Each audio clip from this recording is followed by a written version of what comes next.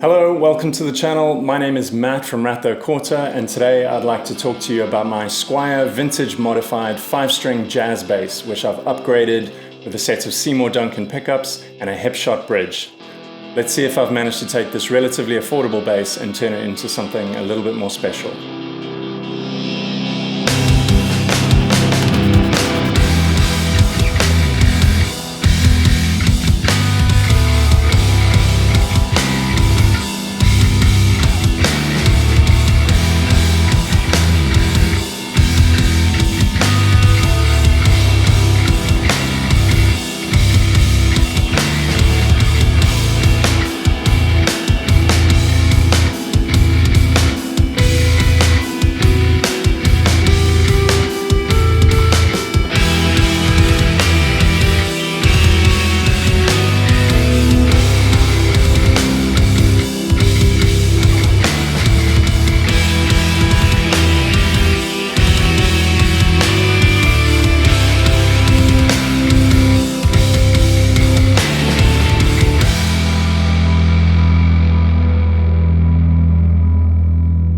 I've owned this guitar for several years now, but sadly never really gotten on with it. I never found it that inspiring to play and have been tempted to sell it many times. I bought it partly on impulse and partly on the recommendation in one of Pete Cottrell's videos.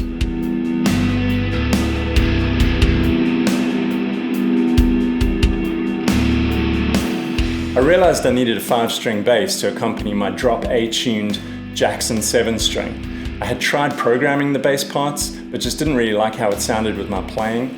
I knew that I generally just prefer playing the bass part. So intonation and tuning stability were always a bit of a problem for me with this bass, particularly when it came to the low A string. So much so that I began to avoid playing riffs too high up the neck, as it never sounded particularly good. I've always been convinced that the low A string never resonated as well as the other strings, and felt that it had slightly dead notes at various points along the neck. Generally, the bass seemed to lack an exciting and lively sound. At 6.26 kilograms, the bass is also quite heavy in comparison to other 5-string basses, and in addition, the 19mm string spacing at the bridge is also quite wide compared to the 16mm of the Music Man Sub-Ray 5, or the 16.5mm of the Ibanez SR505, for example. Arguably, this could make the bass slightly less comfortable to play than some other 5-string basses in a similar price range. As this guitar only has a 34-inch scale length, I tend to keep it in a standard tuning with the low B dropped to an A.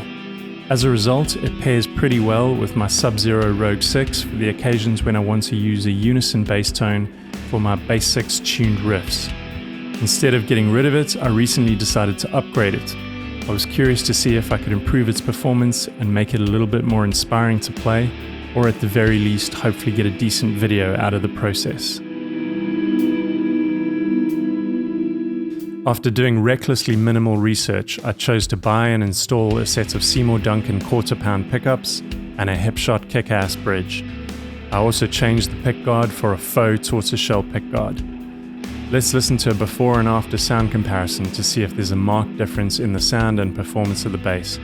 For these sound comparisons, I have the bass strung with a set of 50 to 105 nickel-wound strings and a nickel-plated 145 tapered string on the low A. I'm playing through a Maxon CP9 Pro Plus compression pedal to compress the signal a little before it gets to my audio interface. And then in Studio One, I'm using the TSC Audio BOD SansAmp plugin for the bass tone. I've intentionally kept the processing to a minimum for the purposes of this comparison.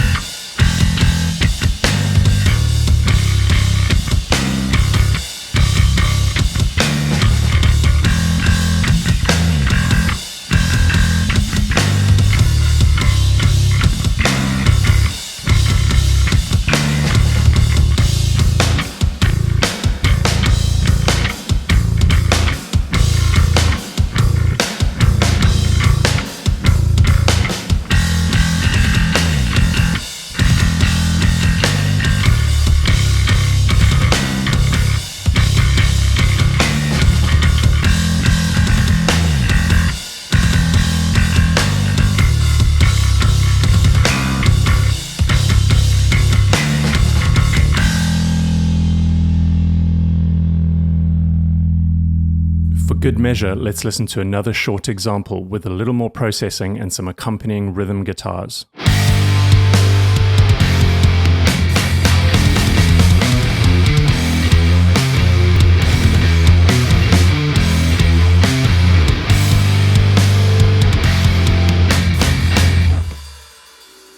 For me, the Seymour Duncan pickups have a fuller, more detailed and more upfront sound. There is noticeably more low end and the waveform is visibly more compressed than the stock pickups.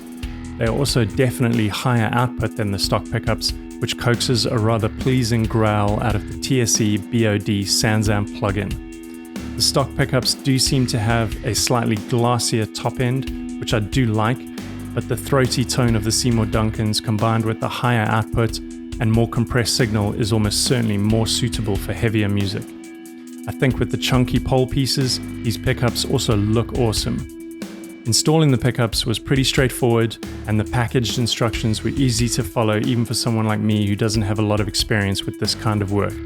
So if you have any apprehension about installing pickups like this yourself, I'd encourage you to just give it a try.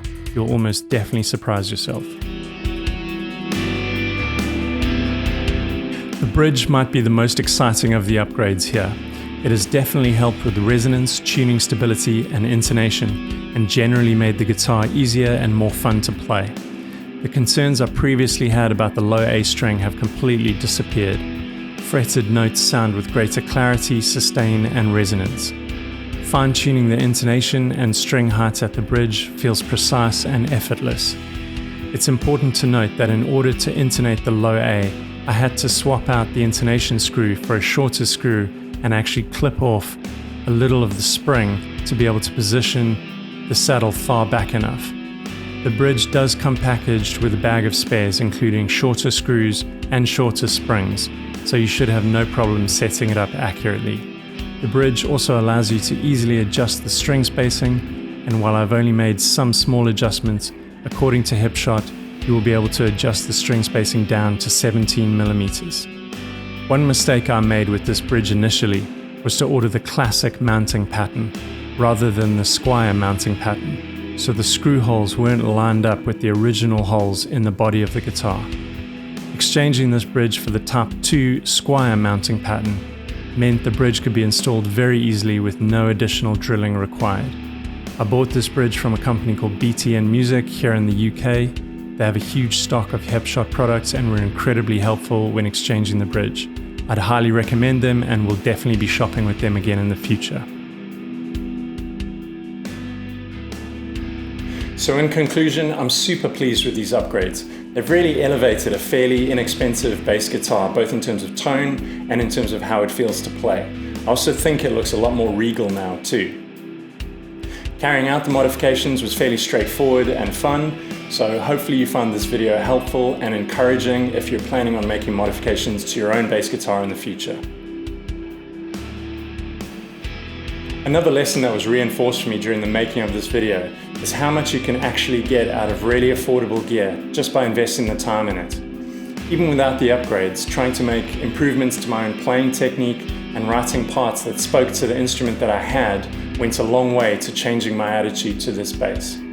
I hope that was all helpful. Thank you very much for watching. Cheers.